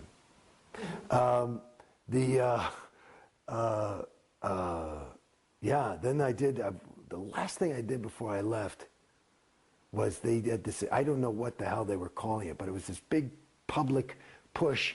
They were going to put these videos in every org, so when new public walk in, they can learn what is CCR, what is the volunteer ministers, what is there's like, I must have done 10 or 12 of them, of these things. And that's my voice too. Shit. Then, of course, you know, the technology of Scientology is learning how to clear people and bring them to higher states of spiritual freedom. And that takes a lot of learning. You have to go to course. And part of the course is technical films where they tell a story. They're all written by L. Ron Hubbard. and some were even directed by him. But I'm in, Jesus, shit, I don't know, plenty of them. So you think they'll have to purge you now? I don't know if they'll purge me. You know, there was a girl who had left, and they kept her. I mean, they redid the film finally. There's some of them that it'll take a while to redo. I mean, they take us so forever to make a film anyway. I mean, it's shit. I did a little half-hour film for them. It took months. It took months. My experience personally, and what I've observed for myself, is that Scientology is destructive and a ripoff, and that it's very, very dangerous for your spiritual, psychological, mental, emotional health and evolution. I think it stunts your evolution. And joining the Sea Org is the greatest commitment to that. And it requires the greatest amount of commitment from that individual. You know, there's a different standard for a new public, for a Scientology public, an OT public, and then above that is a Sea Org member. And what's required and expected is far beyond. And so the degree to which you have to be completely devoted, and to me, from my perception, the more devoted you are, the more brainwashed you are. The less you are yourself, the more you are just a Scientologist. You know, when I was saying earlier, you know, you become Jason Beghe the Scientologist. Right? Jason Beghe the Sea Org member would be further gone than Jason Beghe the Scientologist. And I hear about some of these hardcore top execs that are now, these are heavy duties in the Sea Org, 25 years, made it to the top, leaving.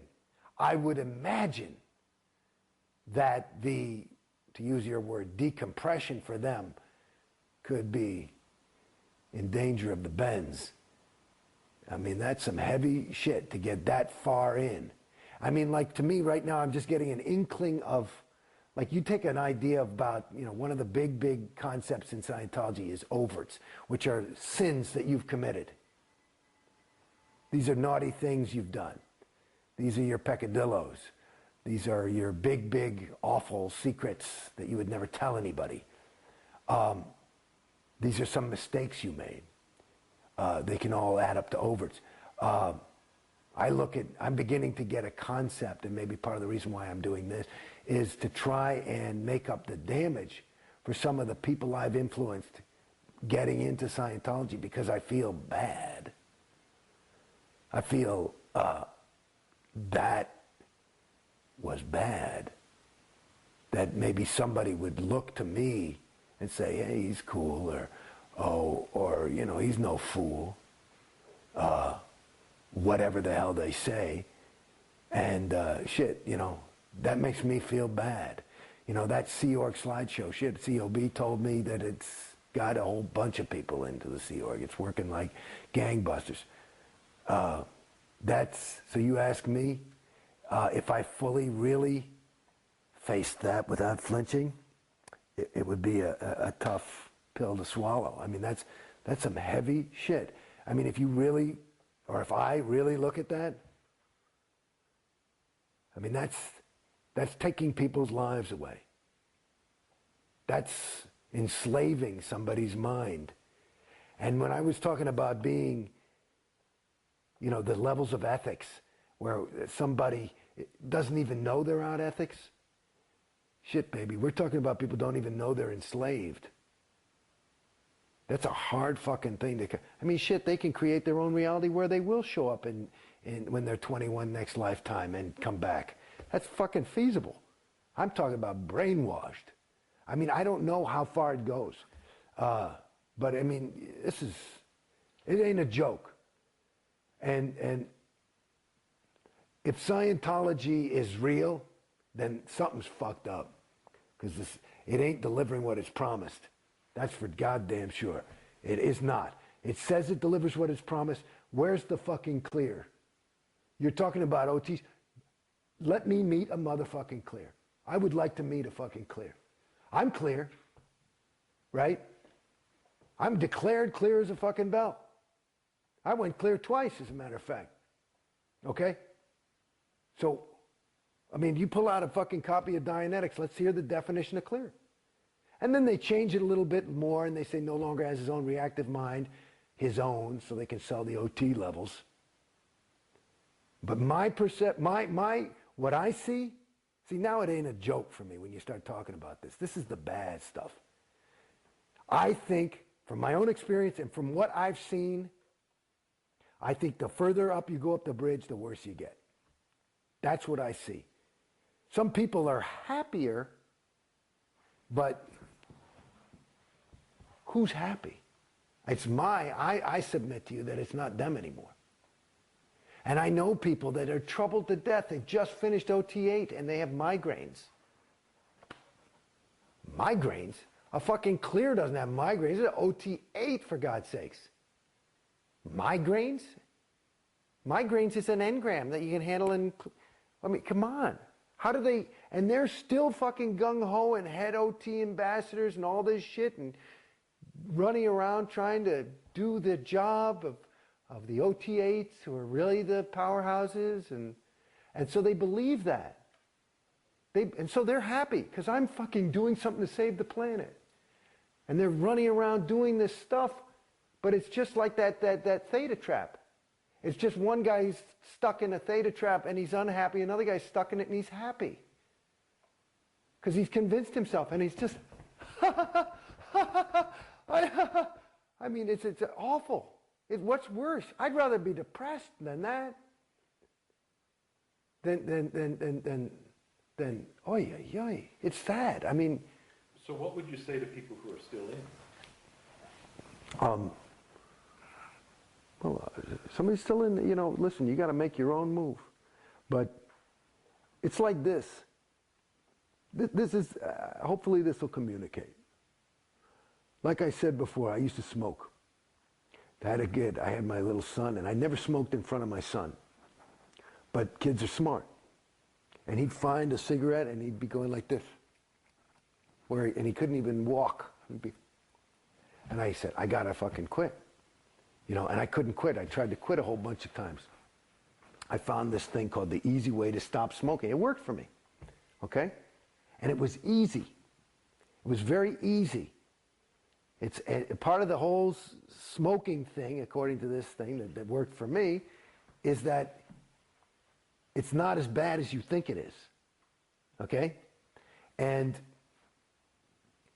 so for somebody who's in, it's as far gone as I say you are as you go up. It's the difference between waking up and being asleep is the difference between waking up and being asleep. And it's like sometimes when you're asleep, you can still hear the shit that's going around because you're only half asleep. You're not that fucking brainwashed. So I'm here to tell you, this is what I say. Wake up. And you can hear it. There was actually a little process that LRH ran. Some processes are good, okay? And he used to run it, and he says sometimes you can actually cure somebody of insanity, which is what we're talking about. And the command is in tone 40, which means with any possibility of there being the communication not arriving and making the effect intended, is saying to the person, the insane person who's, I'm talking about a fucking, David Berkowitz, and here's the only command, come up to present time. Come up to present time. Because you're not there. And guess what? You are there. So, come on. Hello? Right now. There you are. There you are. That's what I say to that person. There you are. That guy. That guy. That guy right there. Not what you're thinking. Fuck what you're thinking. Hello, right there. There it is. And it's a no-brainer. So it's not that hard. It's like it really isn't. You know, me, I got out. I mean, it was a slow process, but I know that most of it. Here's what I'll tell you something. This is what I fucking know. I realize when you're doubting, you already know. You're just looking for a bunch, because you're stuck in a world of data. You're looking for data to make it so you can overweigh this data. And guess what? It's not about data. It's about you. I mean, which is exactly what Scientology says. This is because there's the irony. It's about you. It's not about any fucking data. There's nothing to figure out because you already know. You already know. Beside the fact that all these fucking claims, there's just a thing, if you have just a little thing. All these claims, how about a little bit of fucking evidence? How about some fucking evidence? I'm not talking about prove to me there's God. I mean, it's just some pretty fucking sweeping things of like, well, you know, you have to take responsibility for, you know, salvaging beings. Like this whole Xeno thing is insane. You know what I mean? Do people believe it? Why? Because LRH said it. Just like I was talking about the psychs. There's no fucking evidence. It's just chatter about nothing. Then no fucking evidence. And they call it Scientology. Like it's got some fucking hypothesis and some fucking if-then and here's the proof and this is it and there it is. And the fucking thing. And that's the other thing that I realized that listening to all those fucking congresses. This motherfucker, listen, if you're doing some Scientology, some science, you know, you got to have a bunch of fucking people and you test the fucking thing. What did he do it on? 3 fucking of his friends? Wait, that's it. You're clear now. Okay, let's have a Congress. Because it worked. You changed the wording from come up to present time to come up to present time. And that's a Congress. And it worked on, you know, Joe. So, yeah, go try that. And they fucking have these audits. I mean, it's insane. I think he believed it some of the time. You know what I mean? So what would you say to current management? Well, if you're, I don't get it. That's what, I mean, I don't get it. The ones who are like, I don't get it. I mean, you know, like the lower level people like that I know in the Sea Org, like, you know, Dave Pettit and stuff like that. Like Dave, I can talk to Dave right now. Dave, you know. You got to justify, you fucking know. That I know, that you know. And if either you're a liar and you're, you know, really evil and just want to get up on top and somehow win the thing, which I doubt, but it's possible. But the other side of it, you know. You know. And it's not just my fucking story, and you know that too. So you know. And so I would imagine, you know, these people that are, you get so justified, and that, you know, like when you get into a group, I would imagine that they have their own little group. And in my opinion, just to use more of that nomenclature from Scientology, another way to say is that the further up the bridge you get, and the further up the Sea Org you get, the more PTS you get. And that you think that PTS is, I'm feeling shitty, or I've got a cold, or I broke my leg, right? You think that's what it is. That's a level of PTSness, at least you're aware something's wrong. When you're sitting there and you're so fucking PTS that you think you're fucking saving this sector of the fucking galaxy, you know, all you can, I mean, it's just time, you know, what can you say? Either, hopefully, for your own sake, you're just a plain old SP and you want money and power. If you actually believe that shit, which I don't, because remember, you know me talking now, you can wake up just like that. If you really believe that, then you're so far gone. I mean, that is that's gone. That's gone. And I don't believe anybody's that gone. You just, it's like a guy who has a $500 a day habit. You know, he started with 1 toke or whatever the fuck it is. It's just more, you start eating more and more of this shit to the point where you believe, and you've got all these things, because I know if you're that far up in the fucking exec management level, you've committed so many fucking overts and justified so many evil fucking deeds, you know it. I mean, a blind man could see it. I don't even have to know what it is. I can tell. That's why I'm so happy Mike Rinder got out. And he was the worst piece of PR you guys had. Because I would look at that guy and you could just tell that guy he was bad. He had done a lot of bad things. I mean, I just saw it. You could tell, you know, I mean, they put him on to defend people, Scientology. You put the Dalai Lama on and you look at him and you say, there's a sweet guy, I don't know what Buddhism is, but you can tell that's good. Deepak Chopra, you know, okay, he wants a couple of bucks, but he's trying to help him.